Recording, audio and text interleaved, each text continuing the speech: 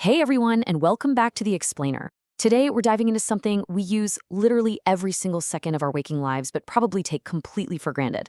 We are breaking down Chapter 7 of Ariel M. Cisne's amazing book, Majesty in Monotony, and we're going to be taking a really grounded yet totally cosmic perspective on language. So grab a coffee, get comfortable, because we're about to look at human history and your own brain through a completely different lens. Right out of the gate, let's frame our whole journey today with this absolute heavyweight of a quote from Ludwig Wittgenstein. He said, "The limits of my language means the limits of my world." I mean, just sit with that for a second. It's kind of staggering, isn't it?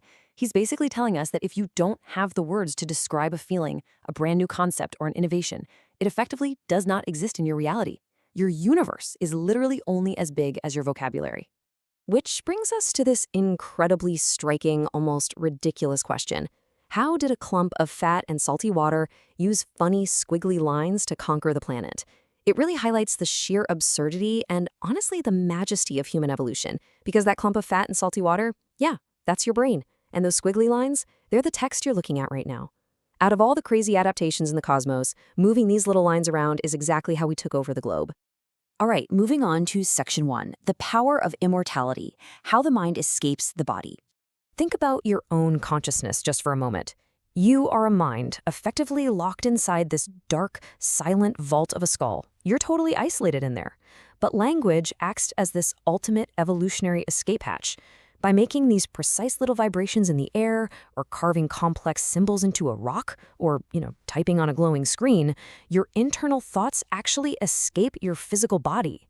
It frees our inner consciousness and makes us completely unique among all the animals on Earth. And here's what happens once that mind is set free. These squiggly lines give us the power to express these massively broad ideas. They allow us to build literal worlds and empires because we can finally collaborate.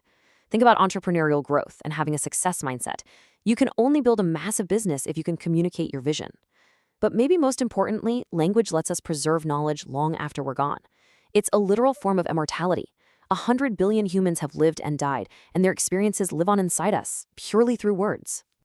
So let's look at Section 2, Shaping the Universe with Symbols, Manipulating Reality Through Text.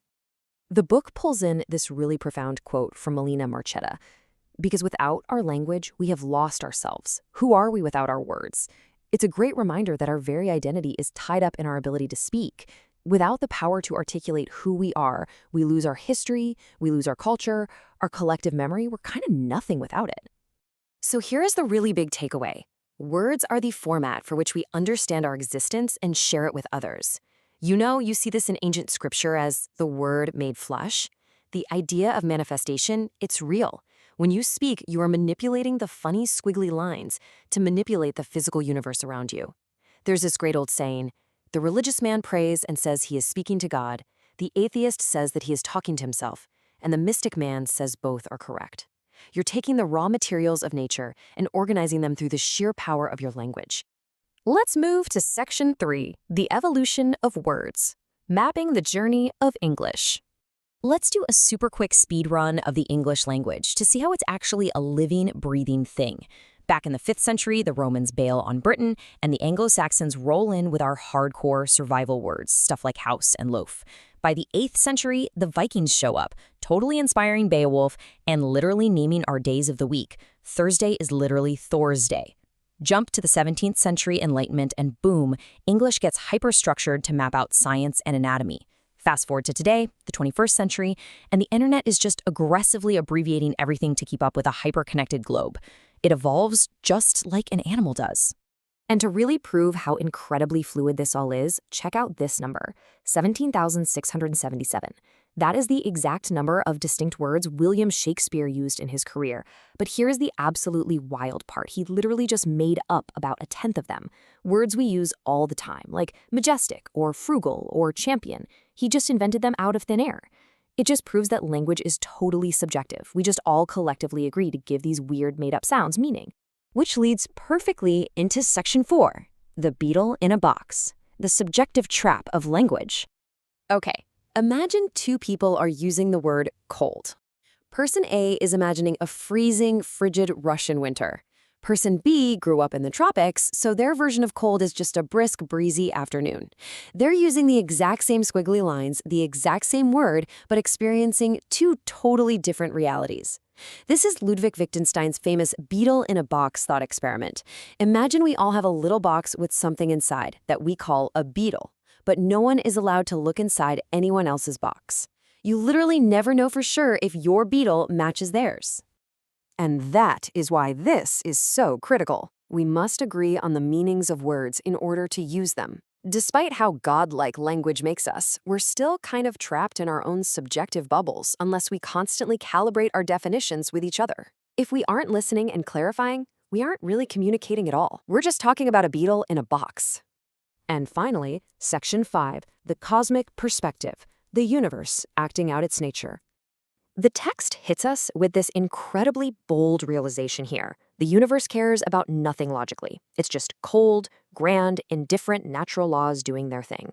But humans, we care illogically, to survive. Out of all that random cosmic chaos, we somehow manage to create meaning and art and collaboration. We are the ones bringing value to the dust. So let's tie this all together. Physically speaking, you and I are made of cosmic dust that was literally forged inside ancient stars. Biologically, our genes took those atoms and built the most ridiculously complex object we know of, a social human brain. Functionally, language is the invisible bridge that connects those isolated brains so we can build progress instead of just fighting. And philosophically, through our words and our curiosity, we are quite literally the universe waking up and attempting to understand itself.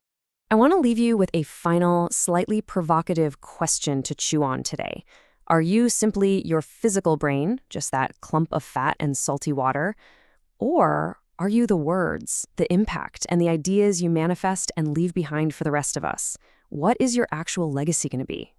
If you want to dive deeper into this, I highly encourage you to follow the link in the description and check out the book for yourself or your students. And definitely stick around and watch the next explainer video right here in this playlist. Also, if you catch any weird AI hallucinations in this video, let us know in the comments. Your feedback actually helps us improve the output for the broader YouTube and Google algorithms. Remember, science is all about observation and repetitive data collection. Sure, data can be manipulated and narratives even more so, but ultimately, nature's or God's laws are followed inherently with or without our consent because we are the universe acting out its own nature. Please like, comment, and subscribe, and I'll close us out with our mandated sign-off. The book is the source code, the tutoring is the training, the CFO is the runtime, the portfolio is the output. Catch you in the next one.